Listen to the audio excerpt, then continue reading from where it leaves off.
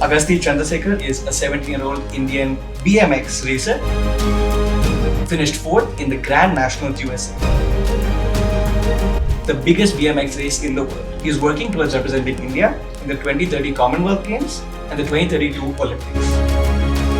How did this passion for cycling even begin? Like when he was 5 years old, 67-kilometer ride for the Independence Day, 100-kilometer ride for the Republic Day following day. After that, he never came out of that place. Every run had one person crashing. The best person also can crash right in the beginning also. You have like a few seconds to move your bike out of the way so you don't go straight into it. And I had to somehow move out of the way without slowing down. But I'm visualizing like F1 races. What helps you reset and then get back the next day? During training itself, like we treat each run as its own run. So if the run is bad, we do another run. If the run is good, we forget about it and think about the next.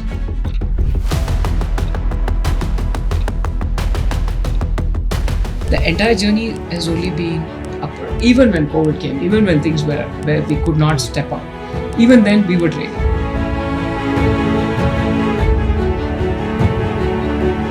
Committed consistency, we see results. What has cycling taught you about life? In sport, you can't think and plan. The more we trusted the process, we have seen results always. So 2032 Olympics in Australia, that I'm sure that would be a huge moment for the both of you and for your cycling career. Walk me through, we are in 2026.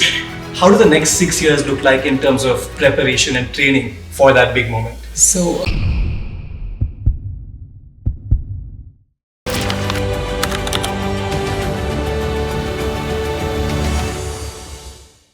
Agasti Chandrasekhar is a 17-year-old Indian BMX racer. BMX is bicycle motocross. It's a fast-paced cycling sprint with up to 8 athletes on a dirt track. He's the first Indian to compete and win medals internationally in BMX racing. From the age of 14, he has won medals across the US, Malaysia, and notably finished 4th in the Grand Nationals USA, the biggest BMX race in the world. He is working towards representing India in the 2030 Commonwealth Games and the 2032 Olympics. He's being coached by Rio Olympics gold medalist Mr. Connor Fields from the US. His mother, Anupa, has herself been a very passionate cyclist, mountain climber, weightlifter, and martial arts instructor for the last 25 years. So the 2032 Olympics in Australia, that I'm sure that would be a huge moment for the both of you and for your cycling career.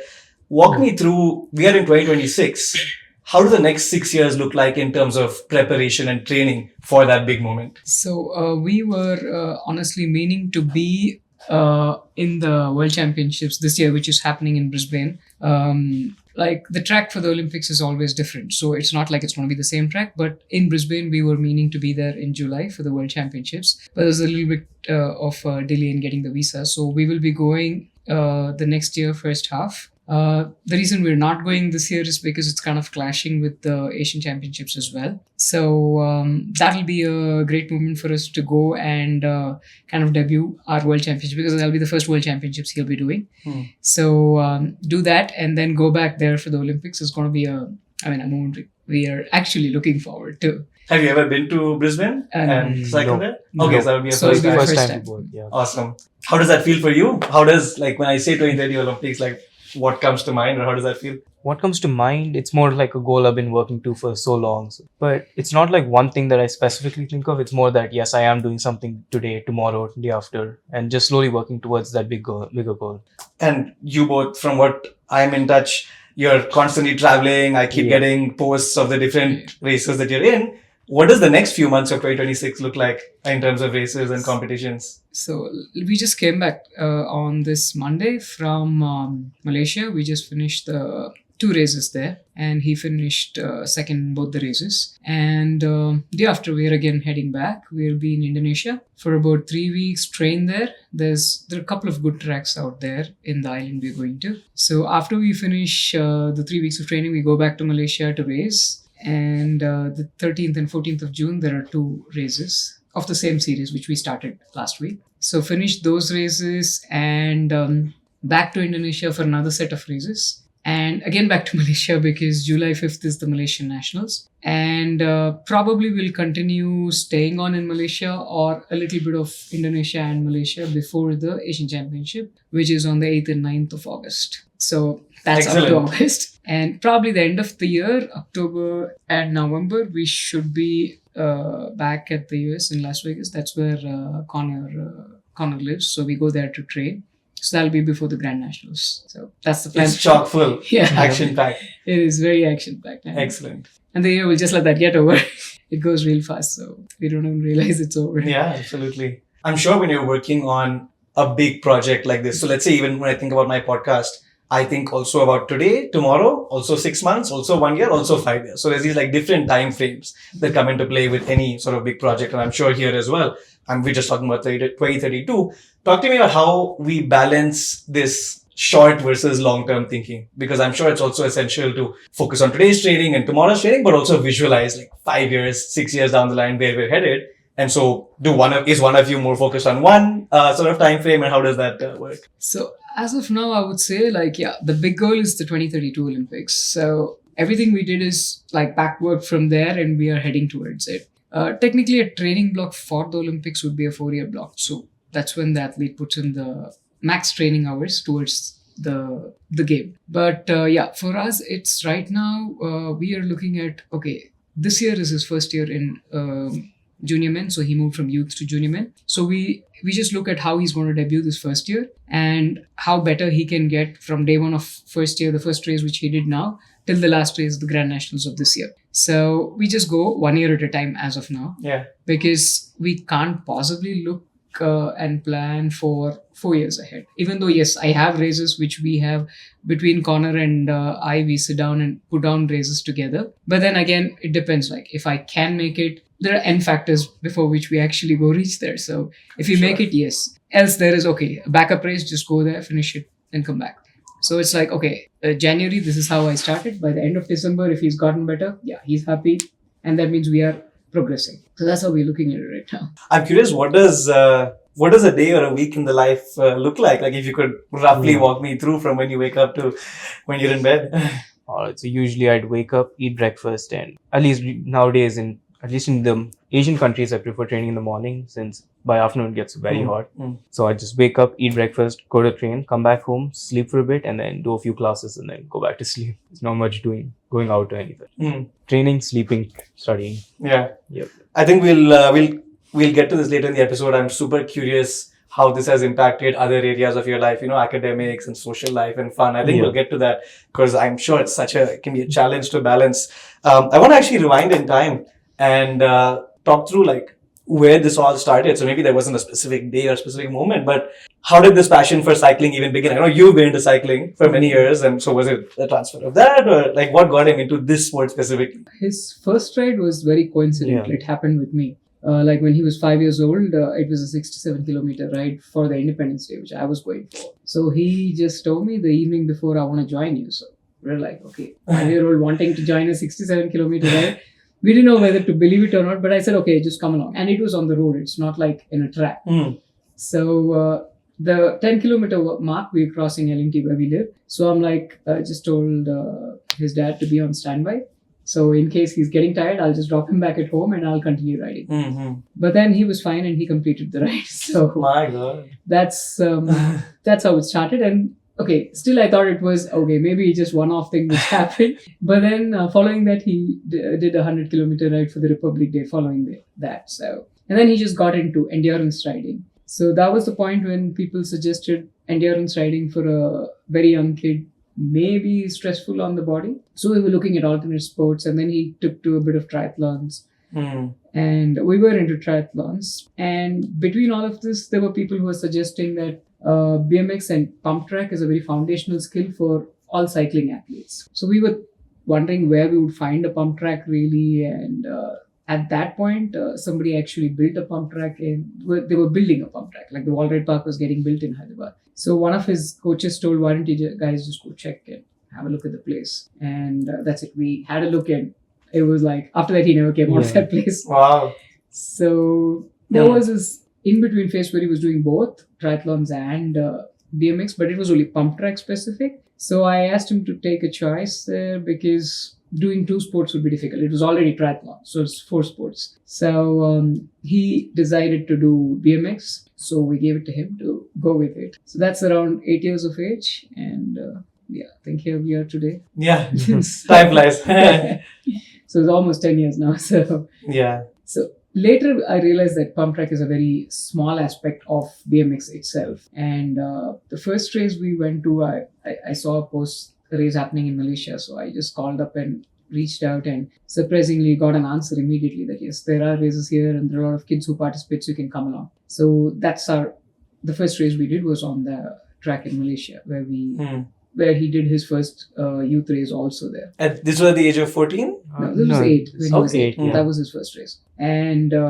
again, now last week, his first race as junior man also happened on the same track. Oh, Yeah. full circle moment. Yeah. And his first medal when he was 14 was also on the same track. Oh, okay. So that track actually holds a very close place in our heart for all of us. And that's the closest track technically for us from India. So, but it's a nice journey. I'm glad we made the decision to be where we are. Though BMX is not in India, and a lot of people keep asking me, I'm sure when you'll ask me, how did you get into BMX when it's not in India? Exactly. But I think we just ended up being here and we seem to be happy doing it. Yeah. No, it's cool. I think in my own life, some things, I was maybe into 10 different classes or hobbies, and then some things just click. Yeah. And it's hard to also logically rationalize and explain exactly. For me, like, let's say I prefer one sport over the rest. It's sometimes hard to logically rationalize, but I think it's sometimes your heart just calls, or it's like sort of what we call your calling. Just for context for the audience, also for me, to be honest, I briefly define BMX, but tell me actually what is BMX and what is pump track? Alright, so pump track is more of a section in on the track. So pump track is where you use mostly your body weight to move the bike. So pumping is a very essential skill for most things like skating, scootering, basically most sports where you're just moving your body, manipulating your body weight to gain momentum. Where a race track has a bunch of different aspects to where you have like a starting gate where you have to pedal, you have different obstacles which you have to maneuver in different ways. In a pump track, it's mostly just pumping in. You have a little bit of jumping and manualing, but it's more of just pumping. Where on a racetrack, you got bigger turns, other riders next to you who you have to watch out for, bigger obstacles. That would be the big difference. Right. You actually mentioned, I wanted to build on this. You mentioned we took the decision and, here we are.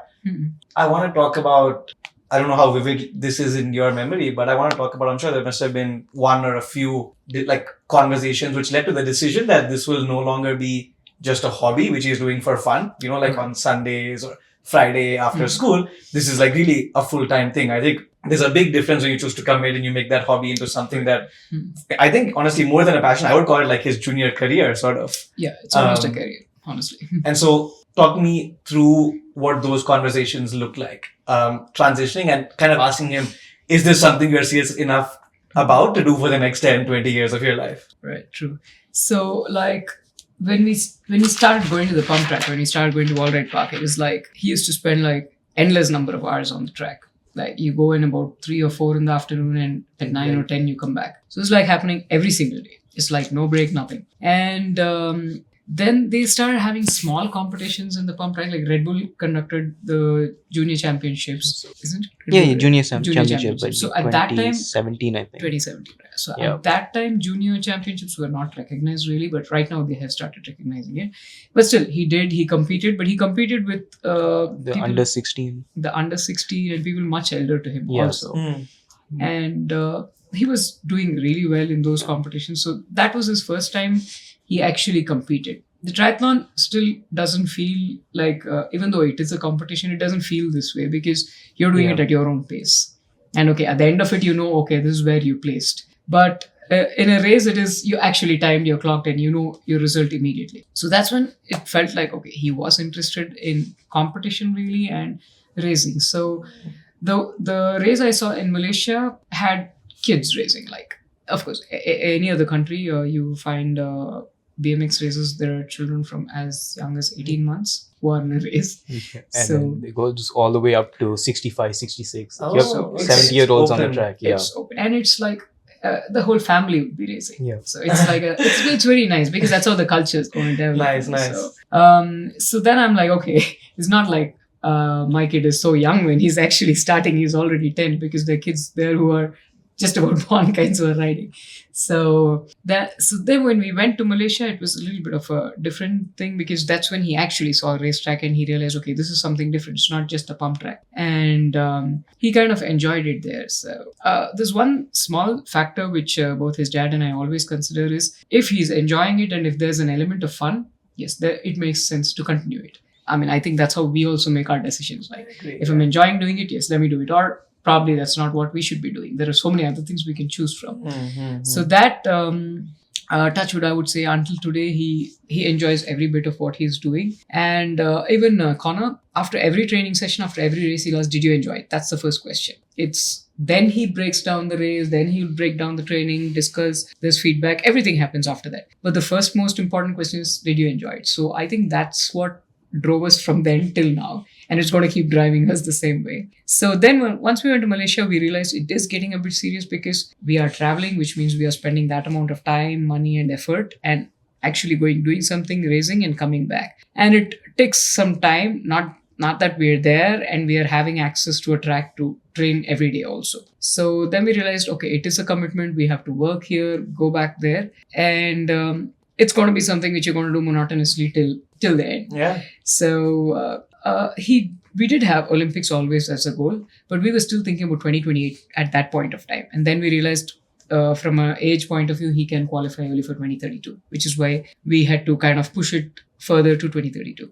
But I realized that's good in a way, because we get more time to actually train, and for an athlete to mature also, it's better if you're a little older. So that's how I think our journey began and is continuing as yet. Why is enjoyment so important in this whole process? And I love that philosophy of like, at the end of the race, like, was it fun, was it enjoyable? And then we get into the analytics. How has that actually helped him stay consistent and motivated over these many years? The fact that it's like enjoyable and fun. As long as I'm enjoying it, I want to keep going back to it, since, well, I do enjoy it. Like, I want to keep going back. I want to get better. I want to learn new things. But as soon as I stop enjoying something, it then becomes more of a chore. Like, I have to do it. I have to go. Do I have to? Do I really want to? So like, now as I'm enjoying it, I want to go and do more. I want to go write more. I want to go learn the new thing. So it doesn't really get boring ever. Does it ever get monotonous, or you? It does get monotonous, but at some point I still enjoy doing that. Like, I don't mind spending an hour and a half practicing my skill alone. Because in the end, I do enjoy doing that a lot. Also the fact that, I'm glad you brought it up, also the fact that, of course, I'm sure there is a whole army behind you, from your mom to coaches, but the fact that it is a solo sport at the end of the day, and I'm sure like some of your training sessions is just you. Maybe she's riding along for a certain amount of time, or your coach is riding along, but ultimately, like, it's your mind and it's your sort of battle, if I would call it.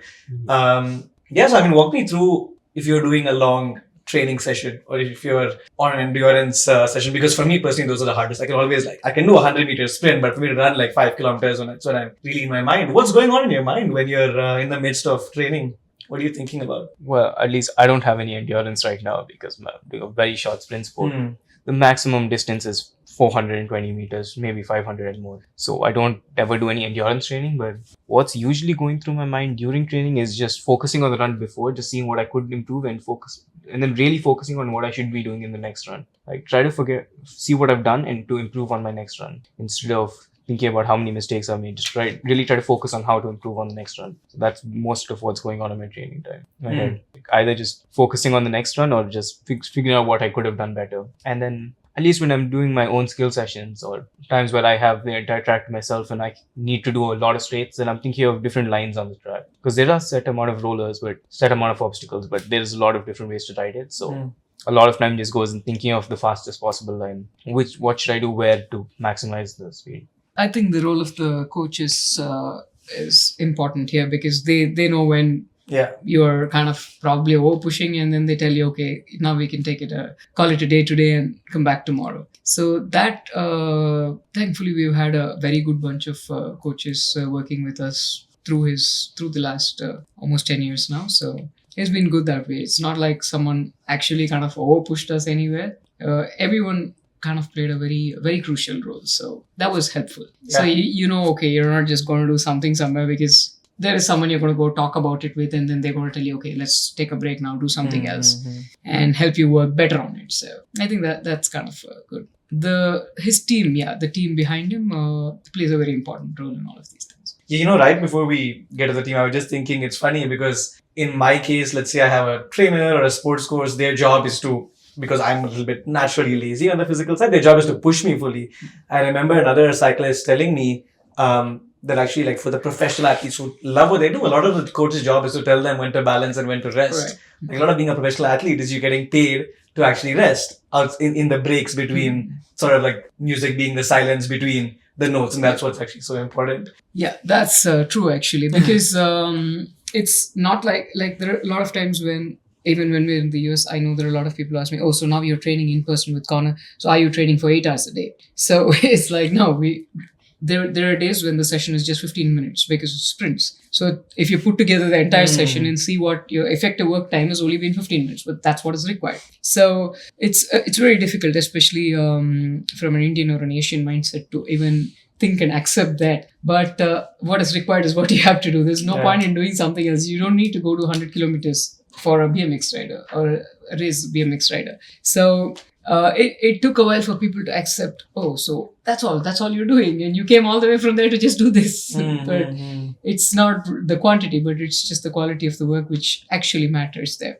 So it took a lot of convincing to a lot of people around us, but then again, since we are convinced and we know what we're doing, it does make a lot of sense. And I would say Connor would never kind of overdo anything at any point. Of course, his experience also matters quite a lot. And again, he knows what is going to work best with each athlete. It's not like, okay, you, me, and he, if we're training, we're all not going to be doing the same thing. He's got to balance it out the way it works for each of us. And I think that's what matters at this point. And I'm sure he's now trained to a point where he can take a call on the racetrack.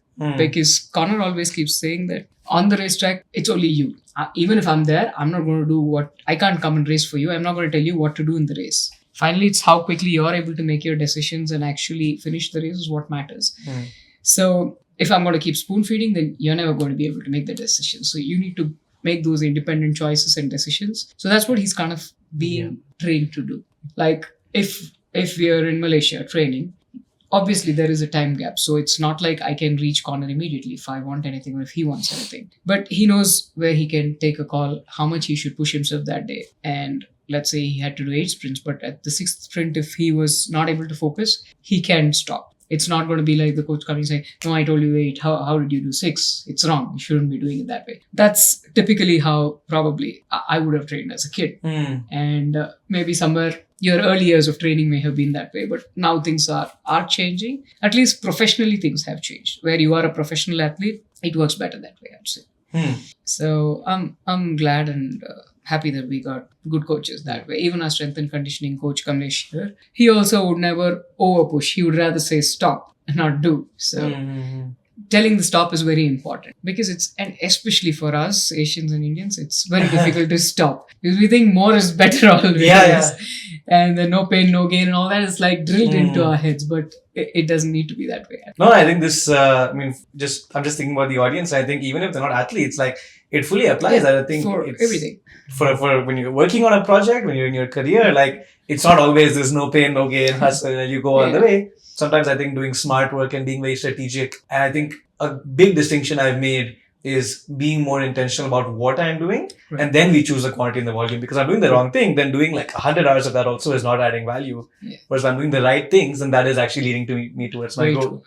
Talk to me about, I think even for this podcast, unfortunately, I'm the only one who comes in the videos, but I know so well that there's an army and a team behind this mission, from the people who help me set it up, to the people who give me feedback. So I'm sure there's a whole team and army sort of behind him. Talk to me about family, talk to me about the role of the coach and anyone else you think is relevant. I think when people look at a solo sport, they don't understand the collaboration that goes behind it. So walk me through why that is important. So, well, his team, I would say, is bigger. For one athlete, we have a very huge team actually.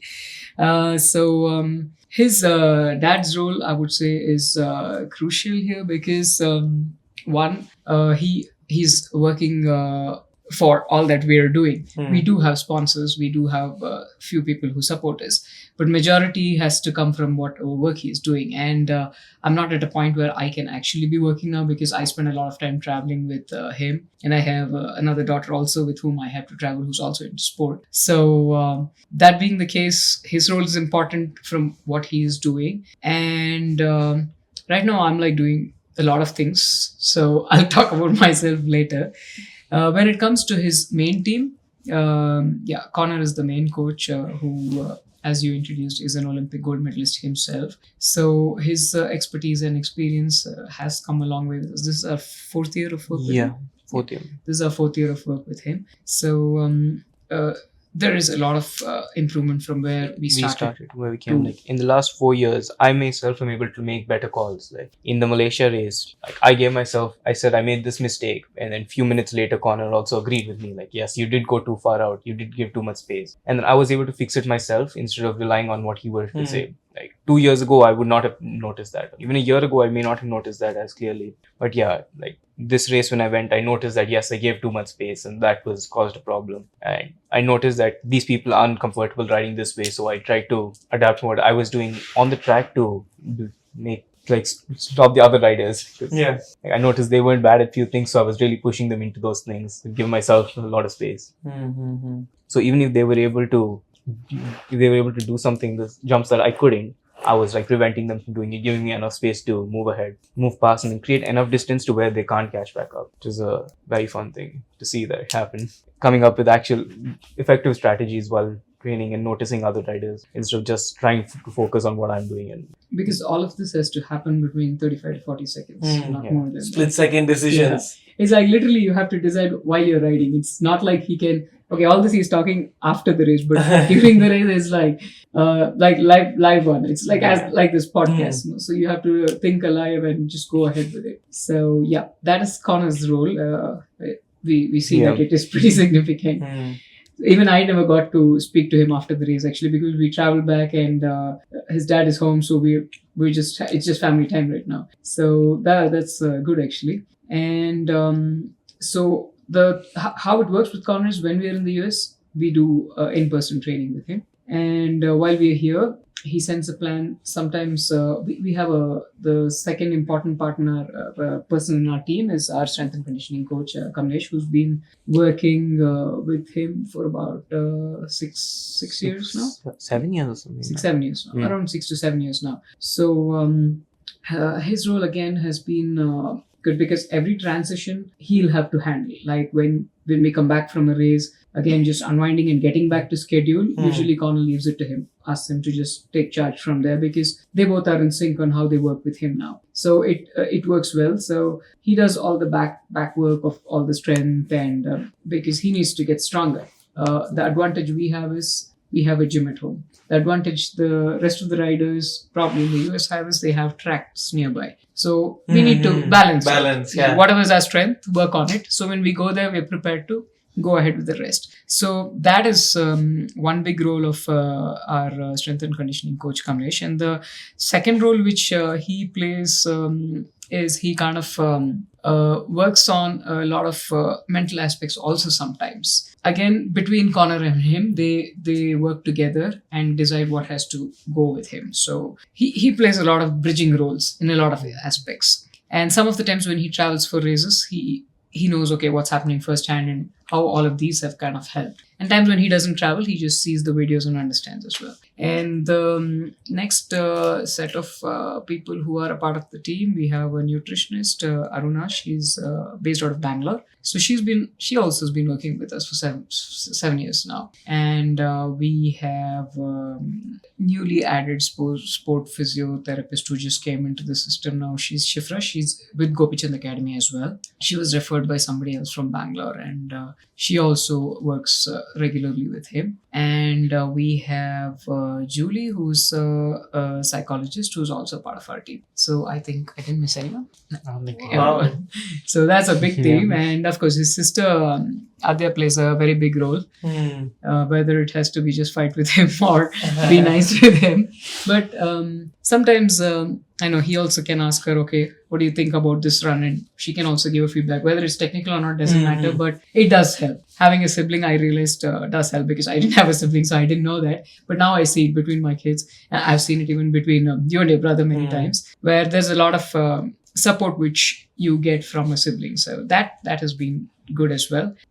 So that's how it is. And I realized every country we have traveled until now, we have a small a little family out there for us. Mm. Like Malaysia, I realized the team with whom we have been training, we know them for 8 years now. So most of the kids have grown up with him. Mm. So we know their families. So this time it felt like every time we go to Malaysia, it feels like being at home for us. And similarly, now when we go to the US, there are a few riders whom he's been meeting and riding with. So we know, okay, this track, we know these people are going to be there and it's fun to ride with. And we were at Colorado briefly last year in September, but there were a few riders with whom he rode. He got to repetitively ride with them in a couple of races after that. So they're still in touch. Mm. So it feels good. You know that if you go to this track, you have these people to ride with. And they keep asking what races we are doing here. We talk with them there. So we realize that the BMX family we have is pretty widespread for us now. And everybody's a part of the support system in some way or the other. And it's nice. Team spirit. Yeah, I love it's it. a lot of team spirit. Because when we're doing a race in Malaysia, you know, one of the riders with whom you rode in Colorado is actually telling you, oh, this was a good job, dude.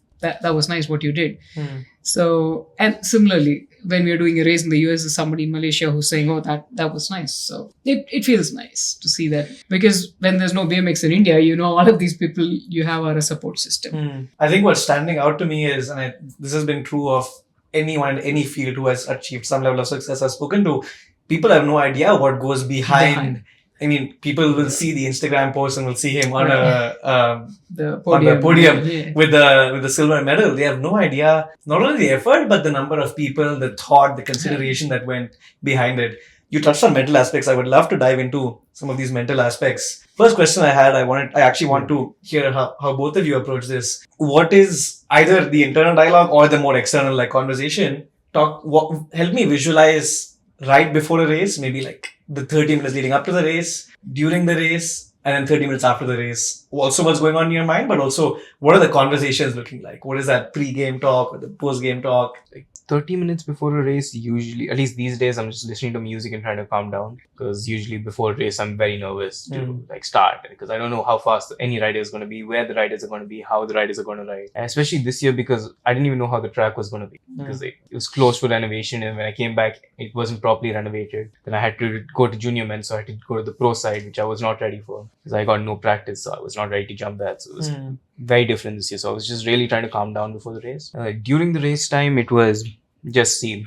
Once I was up there, just focus on what I'm going to do. Like, forget about every rider. Just focus really on the line I'm planning for. If I have to follow this line, just follow that line. Don't think about anyone else. Because as Connor keeps saying over and over again, you can't control anyone else. You can only control how you ride on the track. So I was really focusing on what I should do, my lines. So that's what I do, at least before the gate. So I visualize doing every straight, every roll, every obstacle, every pedal while standing on top of the gate. And then once I go really focused, and then as soon as the run starts, just try to execute it to the best of my abilities.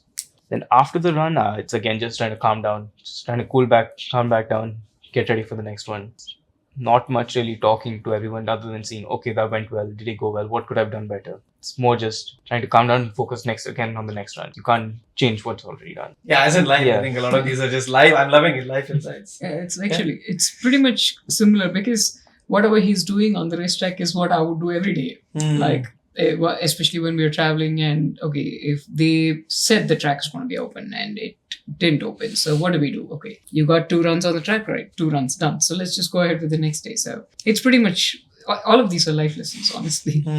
I'm sure when he looks back about 10 years down the line, it's going to be like a wealth of information he will be having. So that is, we don't talk much before the race or even after the race for that matter. It's unless... Is there a reason for that? No, I think it's just natural. It's just because there's nothing I'm going to give him strategically out there. I don't do BMX. I can ride a bike, but I don't do BMX. So there's nothing technical, which is why the coaches are there. So we just have some fun for some time and probably think about what we can go and eat after the race. So that's the next fun thing. Yeah. So because and when we have races back to back, like 2 days of racing or 3 days. The US, it's mostly 3 days of racing. Here, Malaysia, this is the first time they did 2 days of racing. So when it's 2 days of racing, it's better to, just unwind fully and then refocus on the next day. There's nothing we can change. Literally, we can't change anything which happened on day one. So just refocus. Okay, tomorrow, this worked well. Let's just go. Okay, this is what you'll have for breakfast. Let's stick to the same time. Let's come back the same way and go ahead, guys. So that's been working well. So because I don't see a point in all of us speaking about the same thing over and over again. So, if we want to share, we want to have fun, that's different. Else, I don't see a point. Yeah, like in the race that just happened, Only a few things I really mentioned, like when a rider almost landed on my head. For that, we were talking for 5-10 minutes about. Because that was fun. Funny, More yeah. lighthearted. Yeah. Okay. But nothing serious about the Yeah. race itself. Through the race itself, I don't think I mentioned anything specific. Like, okay, I like this run was good. This run could have been better. That's about it. Just a few words here and there. Otherwise, I was just wearing my headphones, listening to some music. This reset mentality, I think, is so important. I think it is beneficial for every young person to learn. I think I'm very much in progress and working on it. Of course, I just keep coming back to my own example before I ask the question. But if I have a good podcast, I feel great. And then the next day, I'm also energized. If I have a bad podcast, it's tough for me. Like, I'm kind of reminiscing about that in the evening, the night, when stuff to reset. What has helped you, regardless of the outcome of the race? You could have been first, you could have been last. I'm sure you've had like your fair share of successes and also mistakes and failures. What helps you reset and then get back the next day and not like keep mulling it over and it keeps you up at night? So one thing I do a lot of is during training itself, like we treat each run as its own run. So if the run is bad, we do another run. If the run is good, we do another run. And just because I had a few bad runs doesn't mean I'm going to do an extra run. Like, focus. If you have to do 6 runs, however the runs are, that's how the runs are going to be. So really focus on getting each one as good as you can. Because if I have one bad one in the middle, we're not going to get another extra one to fix it. Like really focus on not getting an extra one to fix it. Because if I really wanted to, if I had 6 runs and I got 2 bad runs, I could always go and do 2 more good ones just to fix it. But I was really focusing on not doing that.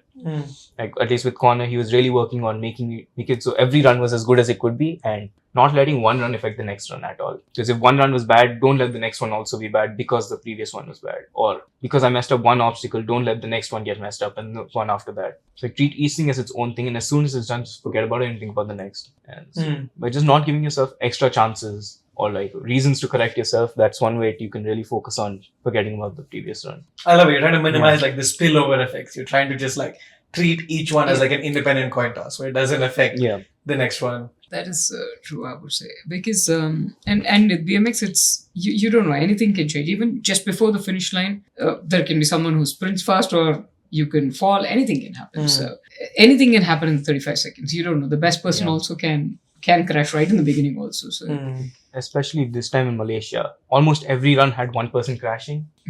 So many crashes. Like everyone was just constantly falling. For some reason, everyone was crashing so much this time. I don't know. So it's like suddenly you're in 4th place. Next minute, you know there's 2 people falling in front of you, and you have like a few seconds to move your bike out of the way so you don't go straight into them.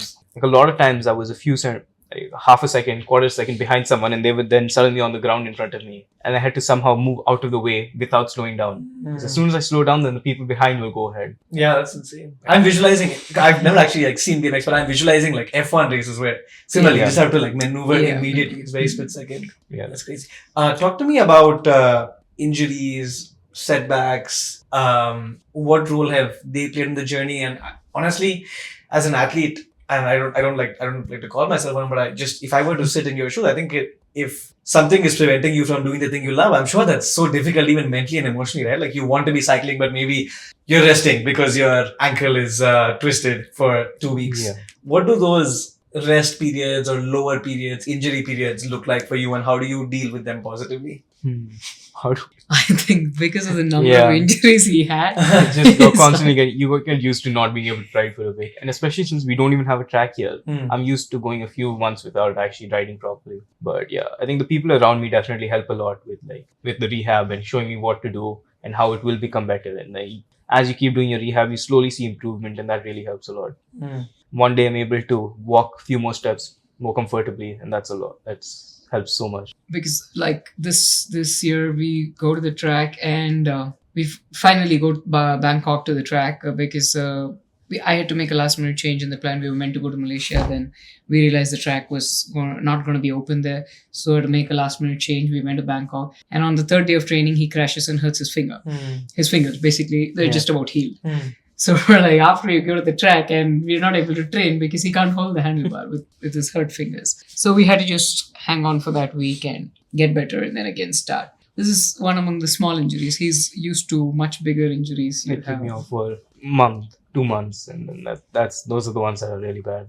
So this is still better. This is good. This was fine. But I think again, apart from how his rehab works, again, there also Connor has been helpful. Like, I mean, if you are injured, you have to accept it. Just work through it, come out of it, and then you're kind of going to get better again, rather than just sit there and cry over it and mope over it. So it does feel bad, but then I think, yeah, you just get used to it because of how many years you've been in the sport. And I think that's what is maturity in an athlete.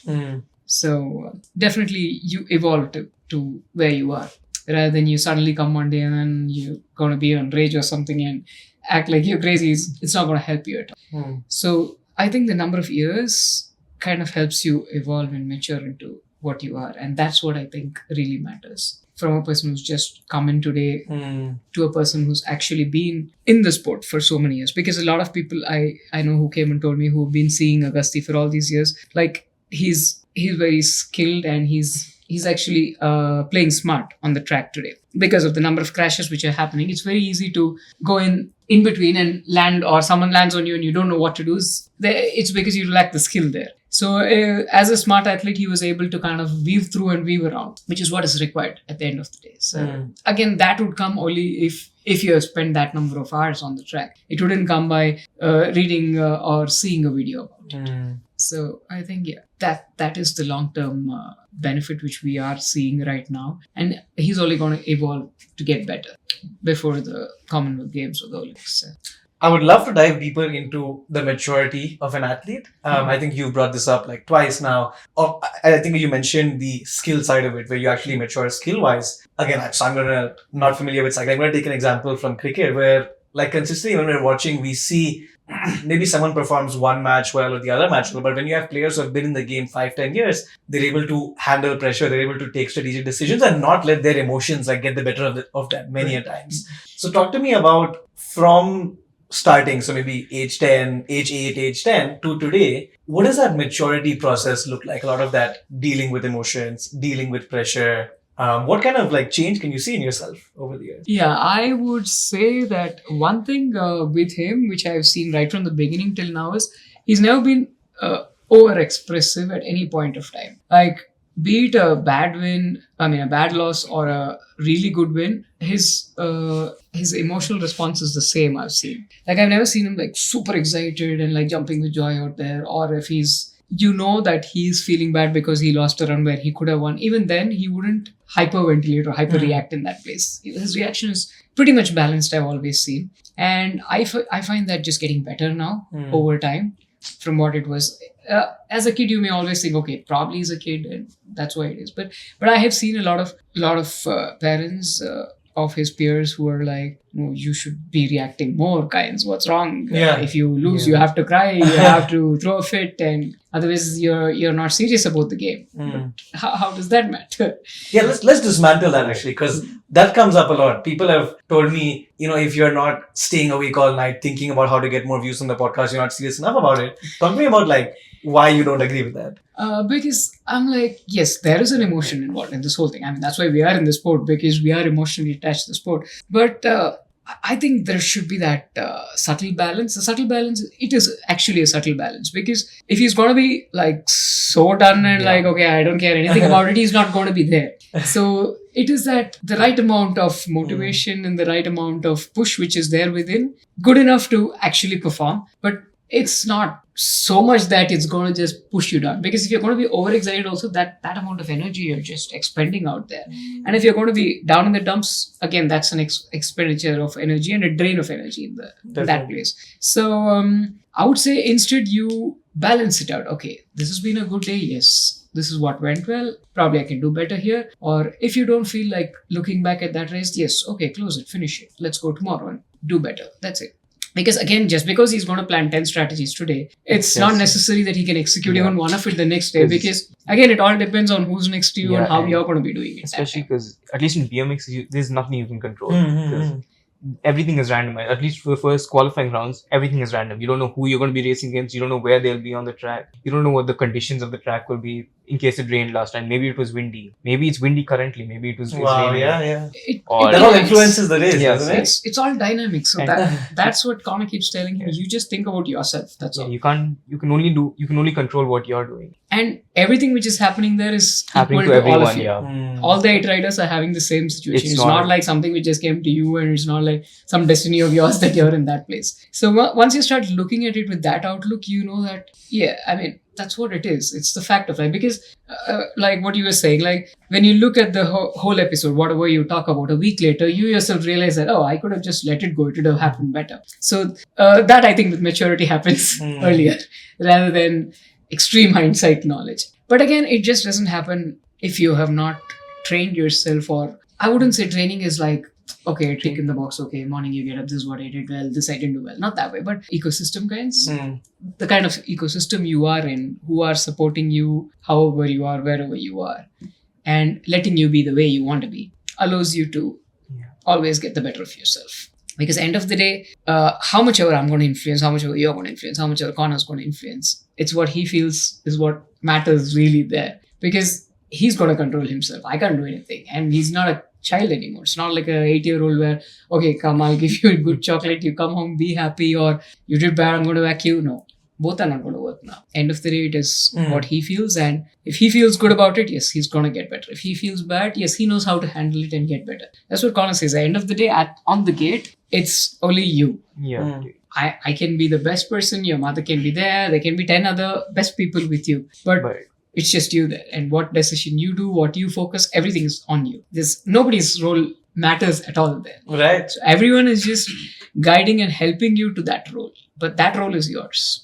And I think that holds good for everything which we do. Literally. You all have, I mean, ultimately it's your journey, and like the people are there along the way, but ultimately sort of it's your life and you shape. Yeah. I agree. I think we've covered some amazing minds. I just want to give us a chance if we feel like we miss anything.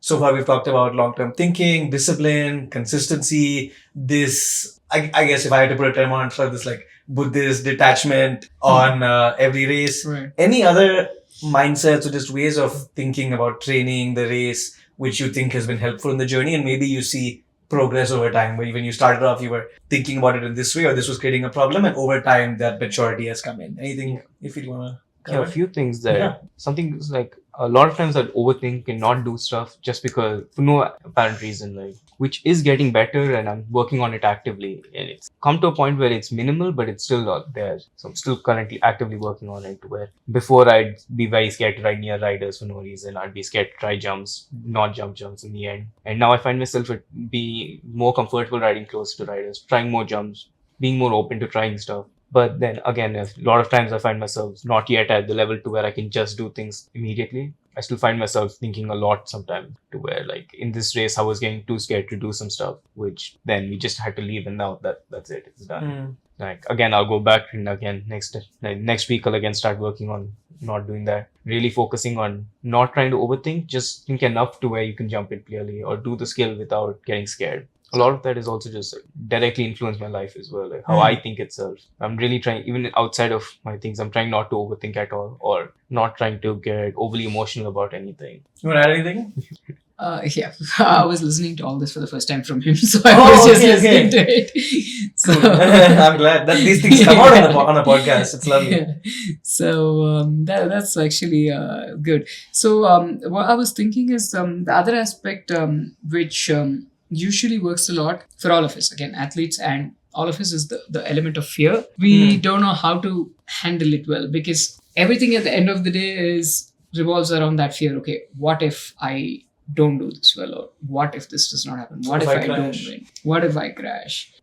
Like, if I were to think, what if I don't get sponsors for him on time? Right. So everything everything revolves around fear. So this was a new learning even for me, rather, when I'm evolving over time. Like, there is just no point in feeding that fear by thinking about it. Well, if it's not happening, yes, it's not happening now. Let's see what's happening tomorrow. And literally, that's how I've been going forward, because a lot of times you start the year, okay, you're expecting, yes, I want to do 12 races this year, which means 12 races is traveling that many times, or that many months we are outside. So at least 6-8 months we are out, which means that amount of money has to go into it, and that amount of sponsors I have to get, or we should find a way to fund it. So then you just, if I'm scared, it's like, what if I don't get money to go to that race? Exactly. And I'm going to keep feeding that fear. And that's what will happen. Like, if he's going to think as an athlete, what if I can't win, or what if I don't jump? Then he's just going to keep feeding that. And we're just not going to move forward. We're going to be stuck there or dig ourselves deeper. So what I have been learning from this, and I'm sure he put it across in a different way, is like, you just let go of that fear or the fear emotion there and just keep moving forward, because we are anyway going to do it. If that day is too difficult, just leave it. The next day is always going to be brighter and better.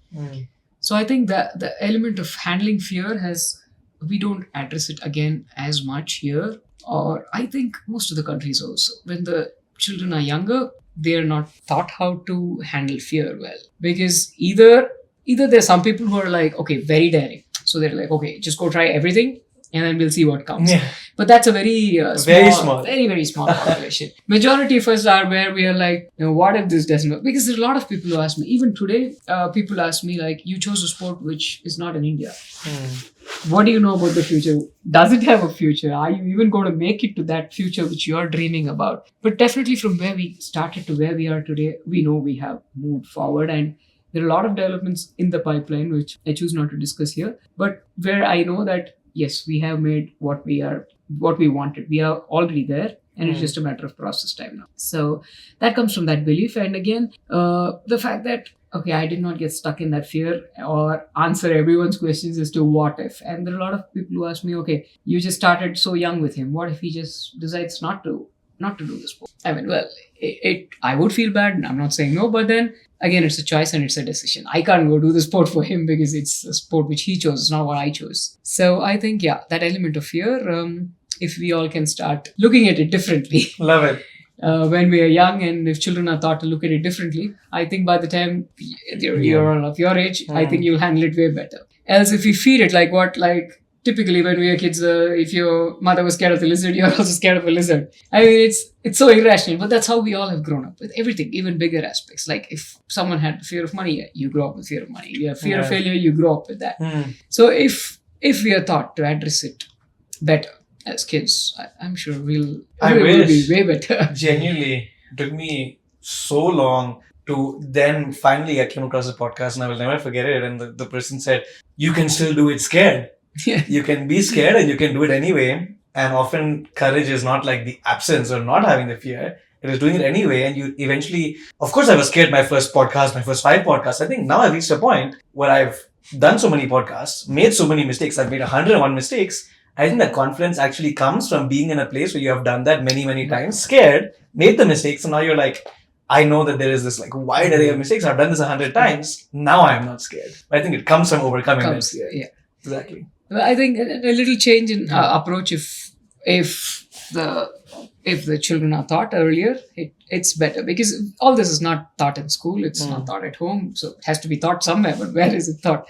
Unless you are in a field where you are actually exposed to fear, like sport, that way is where you have to be in fear. You can't do it otherwise. If that kind of environment is there where you're taught to handle it well or cope with it well, I think that would make a lot of difference to people, because that's missing. And with the fast-paced world, that's going to be even more difficult, because if you're going to be fast-paced and you have fear, then what will you do? It's difficult. But I think things are changing. Along similar lines, actually, another emotion that I would love to discuss with you, which can at many times be less expressive than fear, but I think can actually be more deadly, is this doubt you are mentioning. A lot of people ask you so many times, BMX is not even in India. What is the future? What is his future?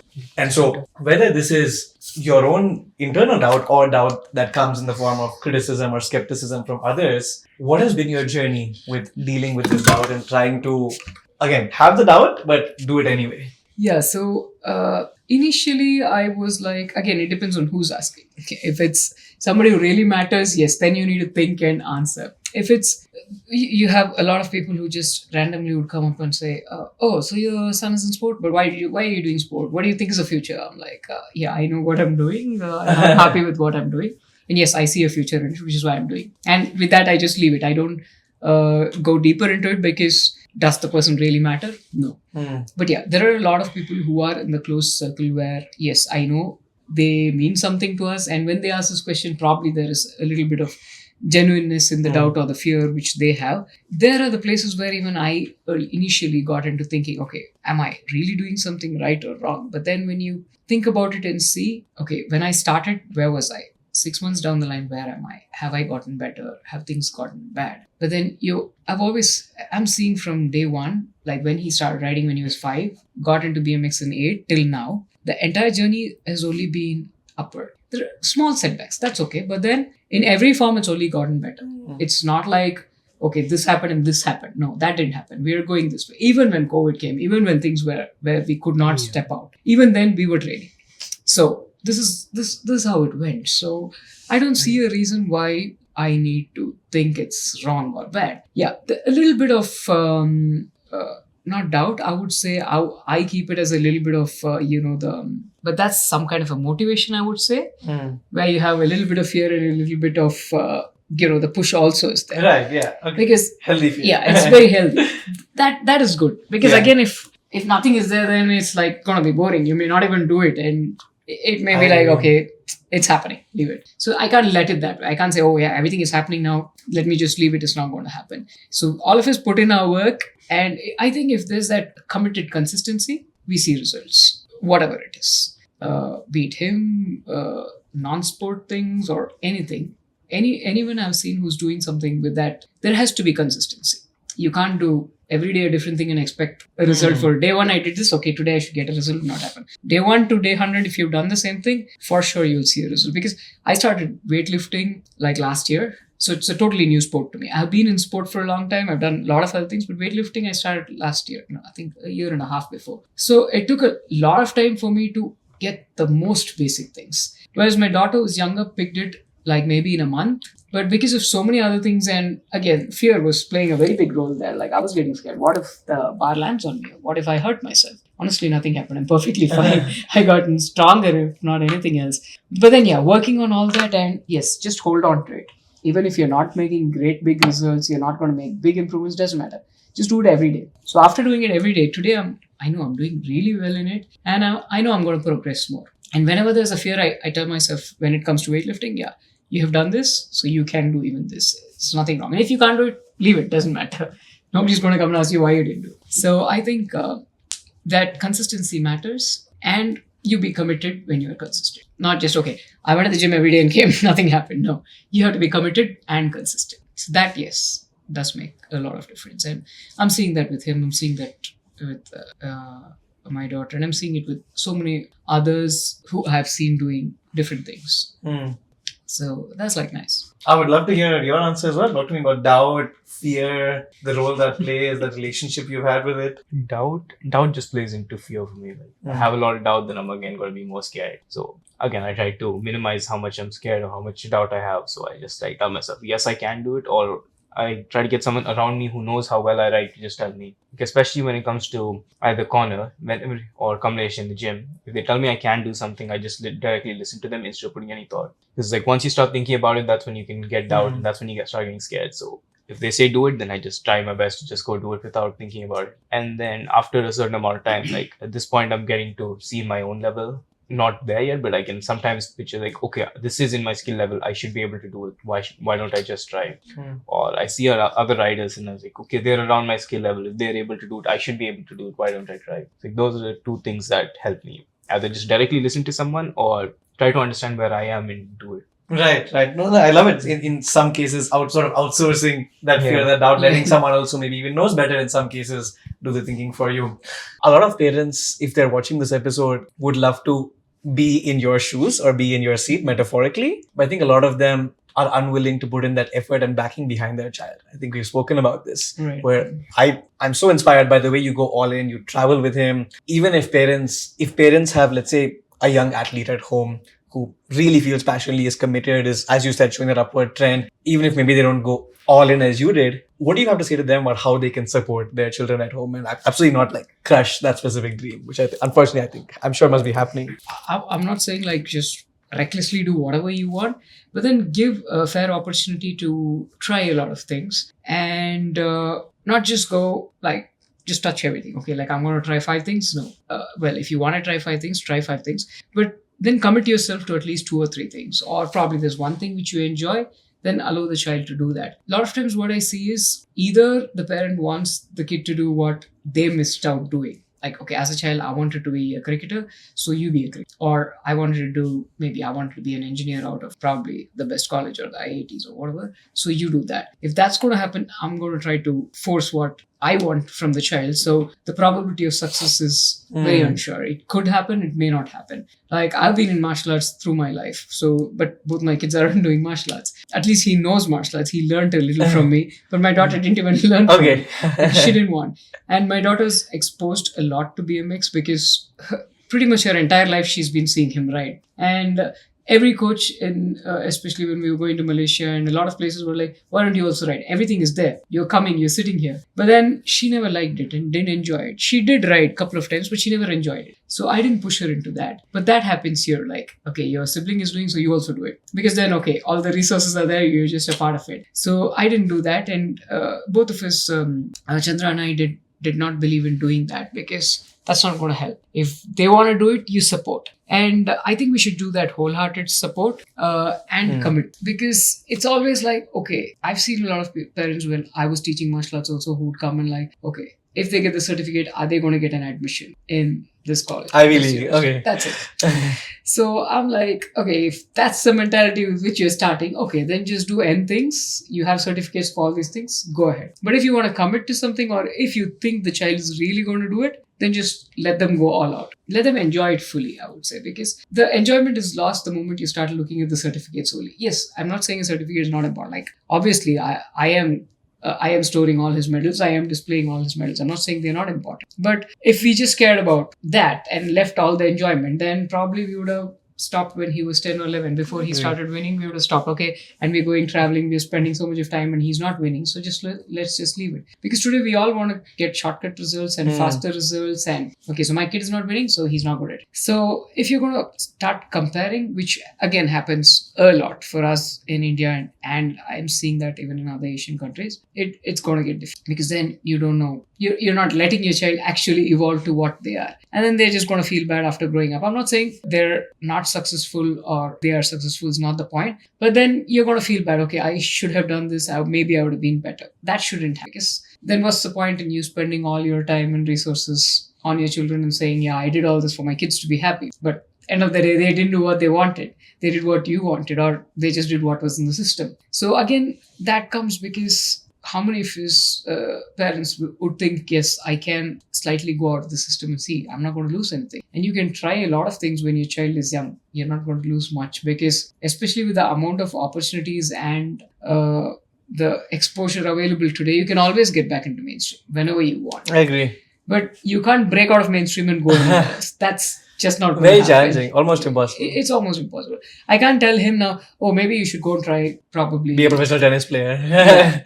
Or even like something, let's leave sport. Like I can tell him like maybe you just go do music. Yeah, he can do music, but the journey for him on that is going to be different because he's already committed into BMX. He has to study, he has to do other things, and now I tell no, you have to become a professional guitarist. It's not going to work. So I know a lot of parents who say, okay, once you grow up, you do whatever you want. We can. I'm not saying no. I've done a lot of things after I've grown up. Even now, I'm learning new things. But then, are you in that mental space to adapt? Because we get scared. Again, the same thing which I spoke about. Fear comes in, and there are a lot of things which keeps coming in. For parents, it would be like at least allow your child to explore fully. At least until they're 10 or 11, let them explore. By then, you'll know if they have a calling somewhere else, or if they can be better in so many things.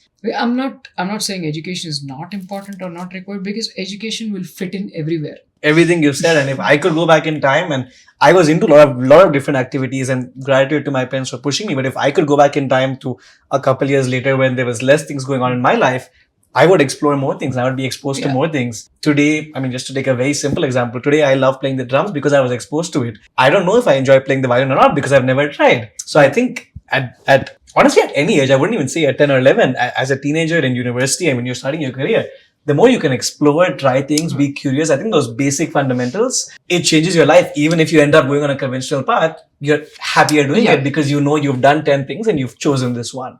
Whereas if you just started with one, you don't know if you enjoy anything else in the first place. That's true. you give that little amount of freedom and responsibility to the kid. Because if you're not going to give them that the space and the freedom, they're like, okay, you tell me what to do, I will do all that. I mean, how long can you babysit your kid? The kid has to grow up and start doing. If you're going to babysit and monitor, then you're going to babysit the entire life. We can't do that. It doesn't work. Freedom and I love that. Freedom and responsibility. come At the together. same time as the parent is making all the life choices, the child enters college, gets their first dose of freedom, and has no responsibility. Yeah. I've seen this, and it's I'm laughing now, but it's actually like in some cases it goes downhill. Is, because it is challenging. You don't know what to do because you've never seen all that. It's Yeah. like you suddenly, what am I doing here, guys? And all the more like when you are going out of home and you have to live by yourself, it's a life skill. If you're not used to the freedom and the responsibility, what are you going to go and do? Yes, you will study. That is going to eventually happen. But okay, even if you miss something, for whatever reason you miss grades the first semester, you're going to catch up eventually. But if you don't know how to live, what are you going to do?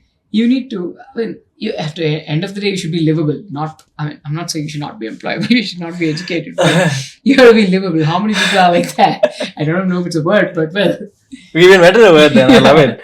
I had two synthesis questions. I think they're going to bring together a lot of what we've already been touching on in this conversation. I'd love for both of you to answer both questions. The first question, and I think we've alluded to this here and there, what has cycling taught you about life? So life lessons from cycling, which you have seen and applied, that you learned this on the track, but you've seen this come up in all areas of your life. The life lessons from sport would be, I would say, the quick adaptability to situations. Because in sport, you can't think and plan and analyze for long when you're on the field, on the game. If for a lifter on the platform, for a rock climber for him on the track, you have to be spontaneous and you need to work there. You need to get results while you work. So that comes from, I would say, we picked it from sport to life, because the ability to quickly adapt. Like, okay, I decided that I'm coming here for this. And let's say I assumed you're going to ask me this, but if you're going to ask me something else, can I quickly change and answer these questions, or am I going to be stuck? No, I told me this is what I should be doing. Then I'm going to be stuck.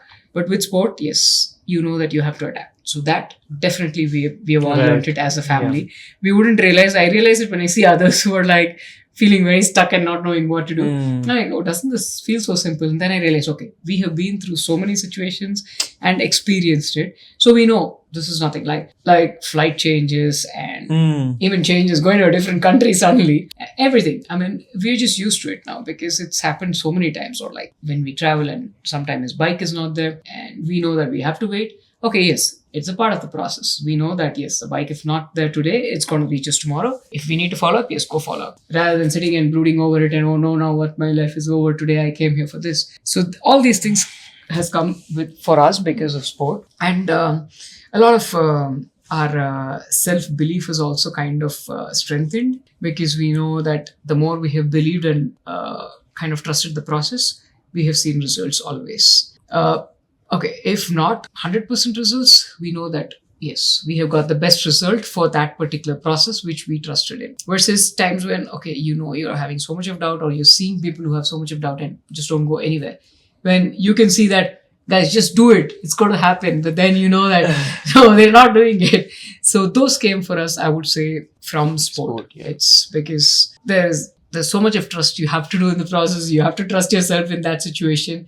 And yeah, self-doubt can be there, but it's not going to take you long. Because end of the day, you're a human being, so you will have doubt, you will have fear, everything is there. But how well you're learning to cope, how well you're learning to adapt and apply all of that in your life, like literally every day from the time you wake up to the end of the day. So I would say these are the learnings for us as a family, for sure, because I see that when a lot of others are not able to do it. So you know that, okay, you have evolved because you have done all these things. So that way. Yeah. Friend once told me, don't get in your own way. Sometimes we are the ones in our own way. I mean, everyone else is believing, or like no one else's skepticism should matter, but sometimes I guess we're blogging. I just wanted to kind of echo that. Yeah. For me, since like I've been doing sports since 5, a lot of what I've learned has come directly from sports. So I live my life the same way I would do as in sport. And as you mentioned earlier, a lot of the things that I'm really focusing on directly connect to life, like focusing on one run at a time, not really letting my emotions control what I do next. All of that has played a big role, like especially with not really overreacting or controlling my emotions a lot, to where my friends are getting annoyed with me because I'm not reacting to a situation as much as they would be. And especially like when it also like taking one thing at a time. Like if one thing goes bad, does not mean I need to say, okay, this has gone bad, the rest can't go well. Especially that is also very big. Really trying not to overthink, because if I'm not overthinking or doing any of this in my regular life, that means I wouldn't also do it in sport. Like even for this interview, if I read through the questions 5 times and I really focused on which questions to answer, then as soon as you change something, I'd be flustered. I wouldn't know how to answer it, the question. But since I didn't really do anything, I haven't had time to overthink, and now I'm able to talk comfortably enough to where I'm able to answer all the questions. And it's just because I gave one bad answer, I might have given a bad answer. I'm not thinking about that, and I'm really focusing on the next question you will ask and the question that we're doing. So 2 things. For the next question, I know this will be hard. It would be amazing if you both could choose a specific anecdote or a specific moment. The question is, what is one moment across the whole journey which maybe vividly stands out to you, where you felt a lot of the effort, the hard work, the investment, the sacrifice, it felt worth it? Maybe there's like a few moments that come along in that journey. They may not even be on a podium, but did you ever feel like you had those moments where it felt like, I'm glad I took these decisions and here I am? I'd definitely say my first medal in Malaysia, since that was after, 4 or 5 years of racing and training as hard as I can, coming 6th place instead of 5th. Like 5th we'd get on podium, but coming 6th by half a second. And then I had COVID, so nearly 2 years of no track training. Just as I started getting used to the track, and coming back and then getting second was really big. It really showed that, okay, doing all this work is leading up to something that because during COVID, I didn't know when the tracks were going to open. I didn't know when I was going to race next, if I'd race next or where I'd race next. I just had to keep training, hoping that this is going to do something. But as soon as I went to Malaysia and saw that I was fast, that was really saying that, yes, you can just train at one spot for days or months or years on end and you will get a result somewhere. What about for you? For me also, that first medal actually meant quite a lot, because a milestone for me. The rest of the world started trusting what we were doing. They're like, okay, so you guys are actually doing something and you are seeing results for it. So that was a big thing, and it still kind of stands out for me, the first medal, because it's a medal for the country. It's not just his medal and my medal. So and the first time BMX is getting represented internationally, and as much as probably more people are going to come in, it's always the first person and the first medal which stands out. After that, I think we have a whole cupboard full of medals now. But that medal still, we all think only about that. There's so many first places he got after that which we don't even think about actually. But that really stands out, and we all, it was a happy moment. But again, there also he didn't over express his joy. It was a very nice, happy, pleasant moment for all of us. And as he said, it was after COVID, and even we were not training with our coach. We started training with Connor after the first medal. So it was actually that medal we owe it to Kamlesh, who is not a BMX coach at all. Completely. But then it's fully to do the strength and the mental work which he did with him. So that stands apart for all of us. And I think, that made gave us a boost of fresh interest again to us. Like, okay, yes, whatever we did is showing results. So let's just go ahead with the process. So this year is also expected to be a year for us where, because it's again jumping a big milestone from youth to junior men. What are those age groups for the audience? So youth is like... have individual categories. So each age is a category. Like 10 years, 11 years, everything is a separate category. Once you reach junior men, it opens up to either 17 to 20, 17 to 24 or 18 to 19. Okay. Depending on the country. So 17 to 24 is a big category. So the World Championships and the Asian Championships, all these will happen in the 17 to 24 category, which is a big category because he's just 17 now. And that is a transition every professional athlete has to go through. Like the best 17-year-old has to work to beat the best 24-year-old. And it's fun and challenging, but it comes with its own, because until now you've been winning happily, and then suddenly you're like, oh no, I need to actually work my ass off to win. So that way, but it's good. New adventures. Very new adventures. Especially when you think about it, the 24-year-olds in the category that I'll be racing against were my age when I started racing. When I started, they were 16. Right. So that, and again, in the Olympics, there is no upper age limit for BMX. So they can still be competing with you then. The person who won the Olympics in 2024 was 33 or something. Wow. Okay. So there's no upper age limit where only the starting age Yeah. is you have to be past Yeah, 19. at least. But In BMX, you have a longer time in the sport. Up to 33, 34, 35, you can still comparatively win. I know in my introduction I said something along the lines of represented India, won medals for India. Does that ever create expectation or a weight on the shoulders for the both of you? And how do At you least. feel about representing India? For me personally, I don't really take that into specific consideration. I like racing. I enjoy racing. I race. That is, Right. it's not like specifically because I'm representing the country, I'm going to race. so for me also, I mean, probably if we were in a huger team kind of a setup, or maybe we would have been that way. But right now it is like, okay, as he said, we're enjoying what we're doing. So yes, eventually it is for the country. So let's just do it. It's not anything so specific. Okay, because I'm representing India, I have to be here. Not that way. But then yeah, we are enjoying it, and yes, we are doing it eventually because the Olympics is going to be a medal for the country. So the Commonwealth Games is again going to be a medal for the country. Yeah, true. Like even the Asian Championship for that matter, it is you're going to compete with the rest of the riders from Asia. So it is a medal for the country. So that's the most important race which we are going to this year, our biggest race. And that will be the race which will, from this year, he will start adding the points for qualifiers. Until now, it was like, though, yeah, we have points, but nothing gets added up. But from here, they actually start adding. To the Olympics. To the Olympics. Yeah. Okay. To the Commonwealth, to the Olympics, to Asian Games, whichever we go. I enjoy ending every episode on just a fun, exciting note. We're going to get into something called the fast fire or the rapid fire round of questions. It'll be quick questions, and the only restriction for you is to answer in a maximum of one sentence. So it'll be a quick back and forth. I'd love for both of you to answer both, whichever questions feel relevant to both of you. What is a sport that you love to do a lot, but just for fun? Other sport that I specifically play anymore, right? I'd say freestyle game. Okay. I'm trying so many things. Yeah, wait. Do I want to try something? No, nothing. Okay. The best pre-race advice you've ever been given, if there's ever a specific statement or a quote that stands out to you. Not really any quote, but just really focusing on concentrating on the run that's going to. Anything you ever heard from the coach or No, which to that? he always says, focus on yourself. Yeah. You can only control yourself. That's the only thing he says. Is there a role model? It could be in the world of cycling, sports, or in general, who inspires each of you individually and why? Not necessarily, no. Not really, actually. Surprisingly. A dream bucket list destination to race, like a beautiful racetrack or a beautiful city or country which you have yet to go to but would love to. Probably Glasgow. That track looks really cool.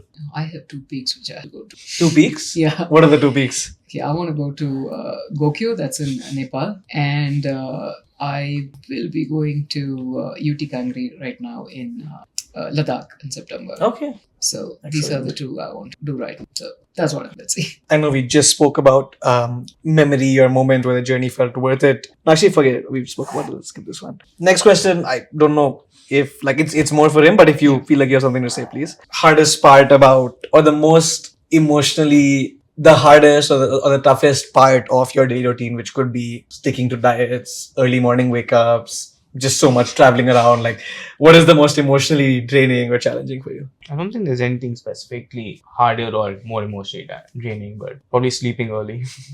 And okay, yeah. No, waking up early is fine. Just Sleeping early. Yeah. But Anything for you? Oh yeah, leaving my pets back at home. That is really difficult. Difficult, I'm sure. I think we've touched on so much in this conversation. We've touched on mindsets, we've touched on the sport itself, we've touched on a lot of elements of an unconventional journey like yours. Any closing thoughts, final things you want to say to someone listening who has stayed so far in the conversation? no, I don't have anything specifically in mind. That's also okay if you want to, but yeah. Yeah, This is the last opportunity. Yeah, I think you should just enjoy everything that you're doing. And if you're not enjoying everything you're doing, please pick something so that you, at least now, at whatever stage of your life you're in, pick something now and start enjoying that and be as happy as you can doing that, because that's what we all are here for, to do what we enjoy most. I think that's about it. Love it.